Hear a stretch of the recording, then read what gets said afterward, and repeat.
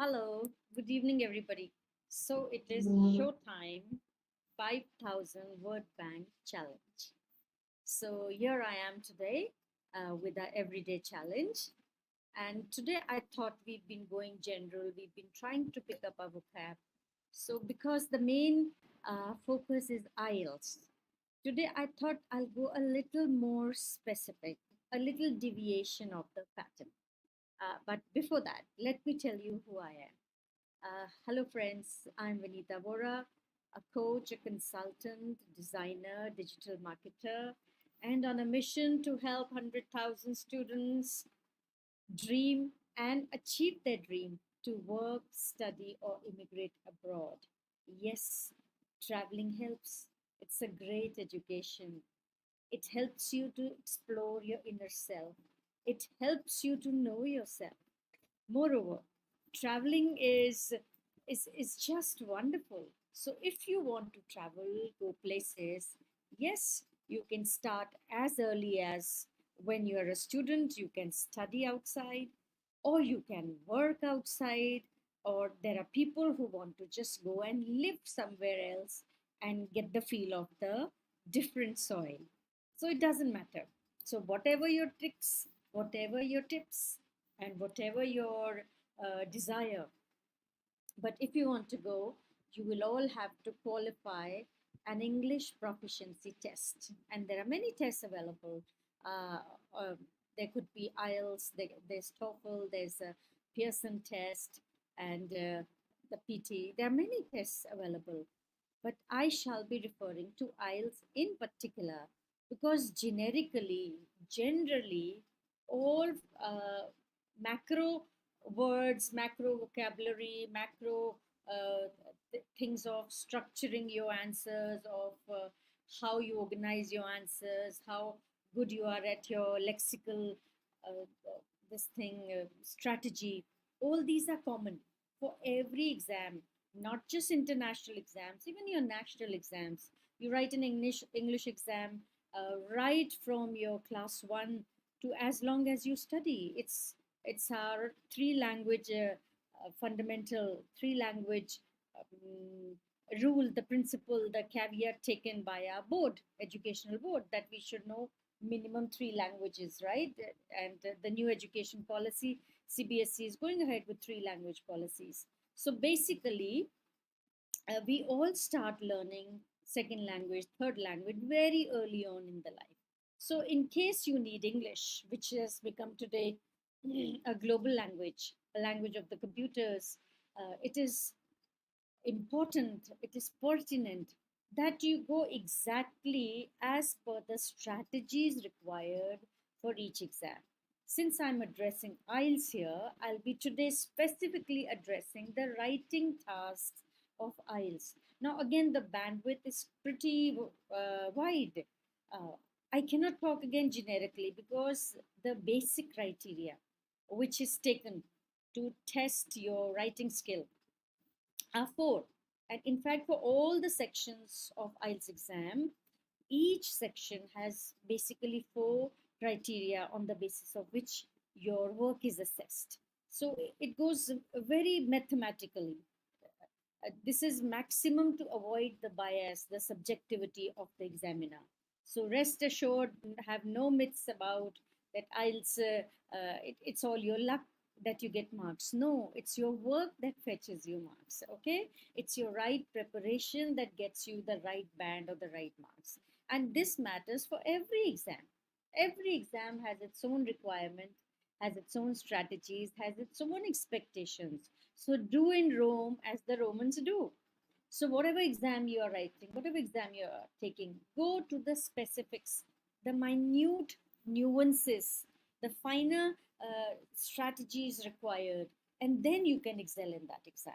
Okay, you can't be generic about everything. You may know the best of English, but then you have to fine tune it. Okay, so today I will be taking the writing task one, basically of academic English. Now, you all know there are two kinds of exams. One is general, the other one is academic. Academic is mainly when you want to study outside. So they test your level of English proficiency how much you can understand, how advanced you are at English level, because you'll be studying or taking your higher education in English. Okay, very fair. So when we talk of writing task one, there are four criteria. So I will just recount the criteria which is required. Number one criteria is your task achievement. Whether you achieve the task as it is required by you. Like, there is a topic given, you have to study a graph, a pie chart, or whichever way the question is presented to you. So they see how far you have attended the task that is given to you. So, first is your task achievement. Next is your coherence and cohesion. Now, this is a very important thing, coherence and cohesion.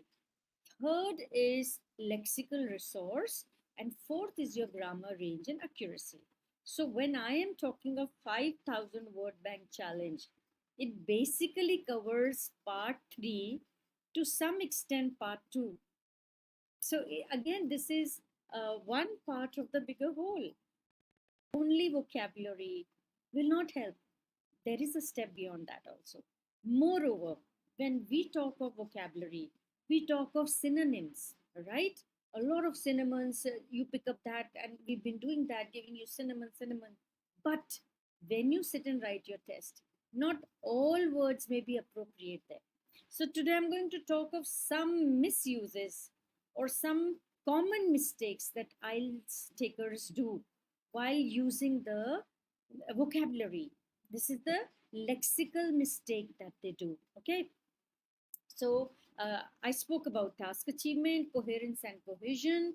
That when you write your answer, your task one or task two, whatever, there should be a logical organization. There should be a proper flow of paragraphs. You just can't split here to there, sit on any branch, peck here, peck there. No, it's not done. There has to be a plausible flow, not just of your content, your ideas, even your language. There should be proper linkages from one sentence to another. You can't be staccato jumping from here to there. Okay, so it all has to flow. So vocabulary is one part of it, but you are on this path, it helps you, because to do vocabulary you'll be reading text, you'll be trying to understand the text. Now I'm teaching you vocabulary through a story of a protagonist, Lily. So as we talk through, you see the context, how it is used, where it is more appropriate, where it is not. So when you talk generic, you'll have many synonyms, but when you are talking academics, not all may be plausible, not all may be useful, not all may be appropriate, not all may be accurate, and there you will lose your marks. So when you are talking of higher band, you are aiming at 7 plus or 8 band, you have to be very particular even with your vocabulary, how you use it. Okay, so your lexical range. So the major third part is your range of vocabulary. So range means how varied it is, how often you're using the same word, and then how accurately or appropriately you're using that word. Only then your lexical resource will fetch you a higher mark. Then your grammar range is there, your accuracy range is there, how much of grammar is there, how many comma splices you're doing, how many incorrect sentences you are using. So you have to be very careful about all these things. Yes, vocabulary is a major part of it, but not all of it. There is world beyond, there is work beyond, there is practice beyond that. Okay, so today I'm going to take some common mistakes in using the synonyms. And today I'm addressing your task one. Now, this could be applicable to others also, but you have to again take it with a grain of salt. So, common mistakes. I'll just tell you 4 or 5 points that you should keep in mind when you're tackling with synonyms or you're trying to use synonyms. Whenever you are given a title, you are expected to paraphrase it. Paraphrase, write it differently in different words or in different phrases. So you can use your synonyms, but only if they are in the context, only if they are appropriate there. Otherwise, what you can do is you can just change the lexical or the contextual thing of the word. For example, a word is used as a noun, the same word can be used as a verb, the same word can be made into an adjective, at times into an adverb. So, what you are doing is you are playing with the words. That is how the grammar evolves. The same word in different contexts can be used as a verb, as a adjective. So, this is what you have to know. So, when you are paraphrasing, you can even change the lexical part of it if you don't know the right synonym. And it is safer and better to use the same word rather than use a word that may be malapropism, that may be a misfit there, that may be a wrong fit there. So that will be negative for you. So it is safer if you don't know to use the same words, you can change the lexical part of it. Okay. So if you know, this means it is not okay to copy, but it is not okay to use another word unless you are sure of it. Okay. For example, I'll give you an example. We can paraphrase extreme violence in movies. Now, your main key subject in your title is extreme violence in movies. Now, how will you paraphrase this? You can say that movies that are extremely violent. Okay, so what you can do is you can change the context, you can change the lexical part of it, you can play with the words. So finally you have to keep in mind that paraphrase is the least important part of your answer. What you have to do is save time.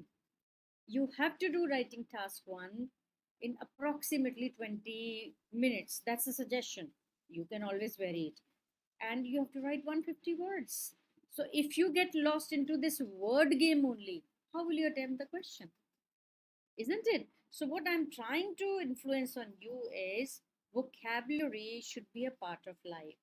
It should begin right from the time when you are in school.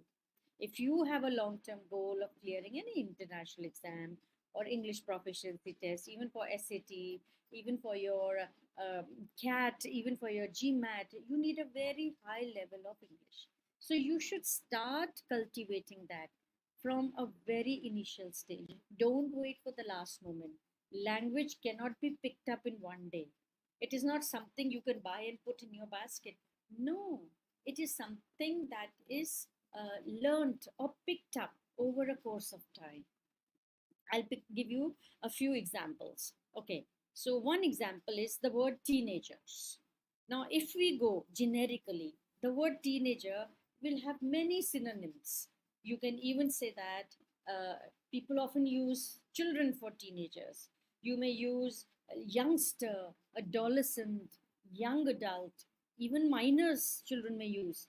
But in case you get this in your IELTS exam, and they are talking of teenagers, you cannot substitute it with children. Why?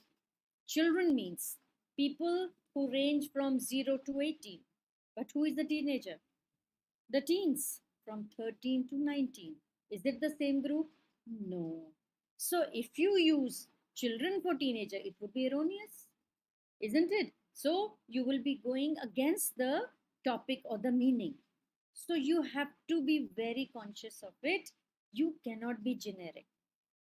It is good to use synonyms. I'm telling you, learn synonyms. It helps.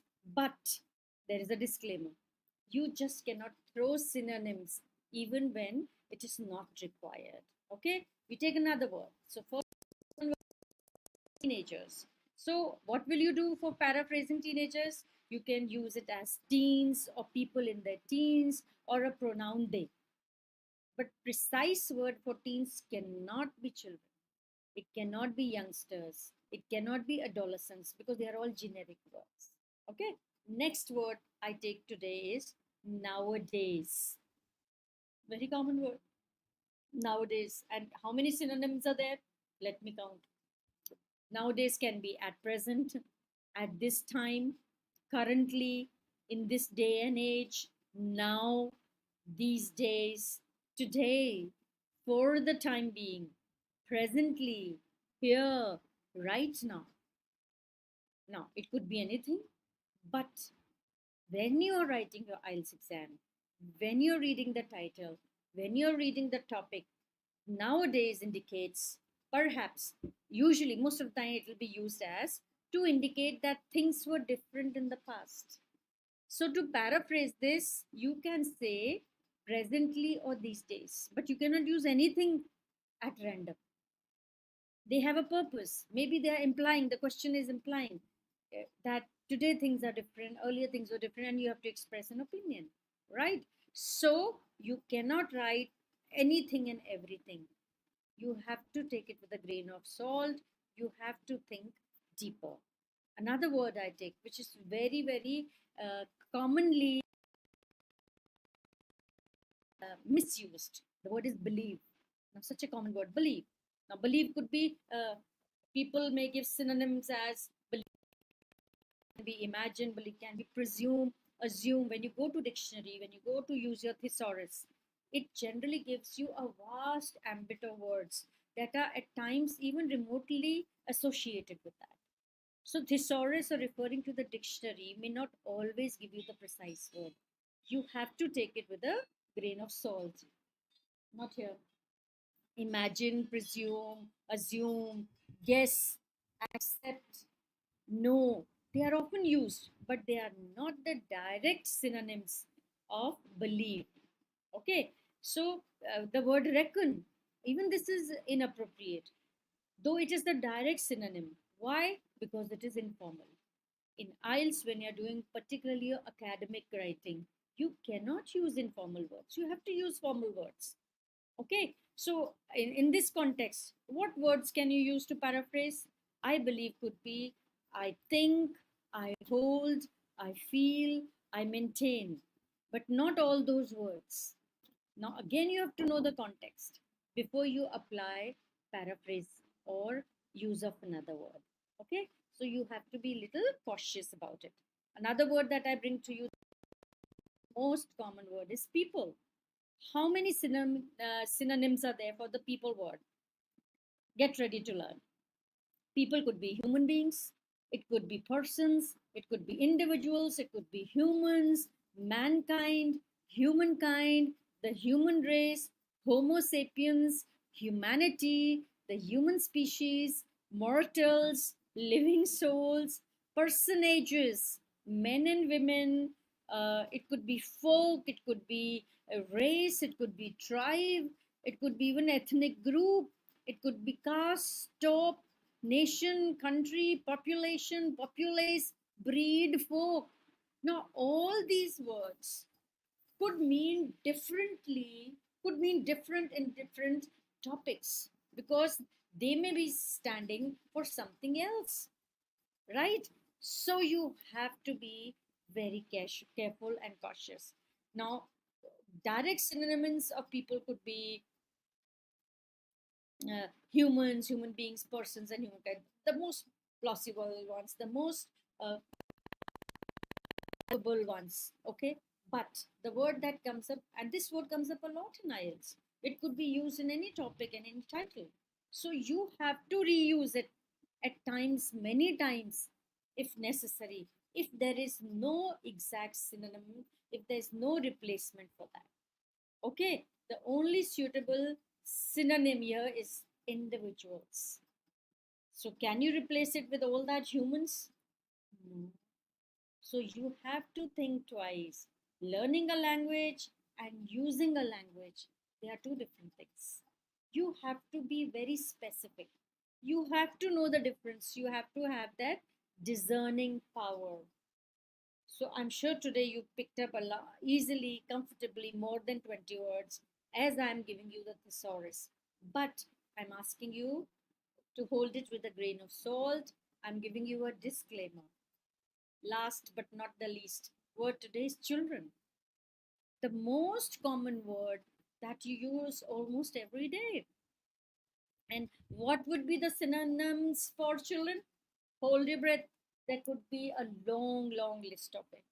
The youths, juveniles, okay, youngsters, teenagers, cubs, adolescents, chicks, minors, offspring, toddlers, youth, the young juveniles, kids. Now, when you're talking, when you're speaking, you are less formal. And you may be referring to what in the context we know. So you can still go easy. But when you're doing the writing task, the word would be there woven in the title. So when you are paraphrasing this word, you have to be cautious, you have to be careful, you just cannot throw in any word there. Okay, so not suitable at all would be youngsters, adolescents, teenagers, juveniles, or kids. Because if the word children is used in a context like this, I'm giving you an example. Parents should be responsible for their children's behavior. Okay, here if you use the offspring, it is not a suitable synonym. So you have to take it all with a grain of salt. I hope I've been able to impress upon you that yes, go learn, pick up vocab, pick up a mass, but then don't just pile up. You have to learn to discern. You have to learn to use sagaciously with discernment, okay, with an eye for the finer nuances. Only then your this big fight, your this big battle will be fruitful, will be rewarding. So I hope I'm able to give you the lesson. Tomorrow I will take another part. Today I took these simple common words.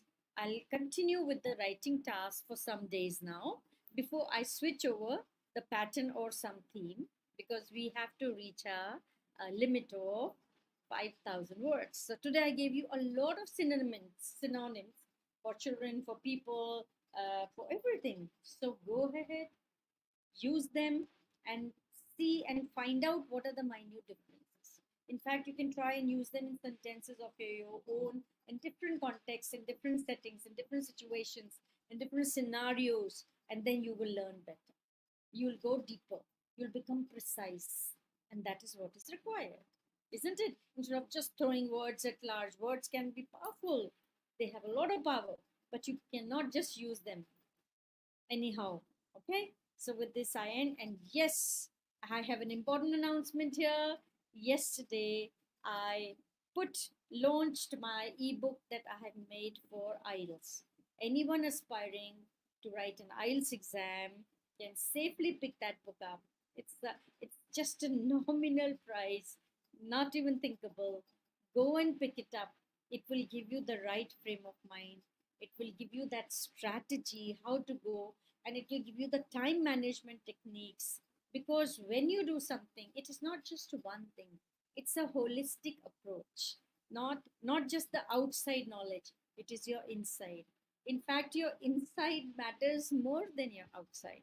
If you are strong inside here, you can write any exam or not. If you are firm here, you have a winner's mindset, you have a growth mindset, and you have confidence, and you are picking up communication skill, then it is wow. Okay, so inside is, I personally believe, more important than the outside. Yes, pick up knowledge. Yes, pick up the skills. Yes, pick up the know how. But don't forget to make your this internal strength more resistant, more persistent, more strong. Okay, so with this, I end my session today. Do pick up that book, and in case you need a one to one clarity or any session of doubts, I am available here. Have a wonderful day.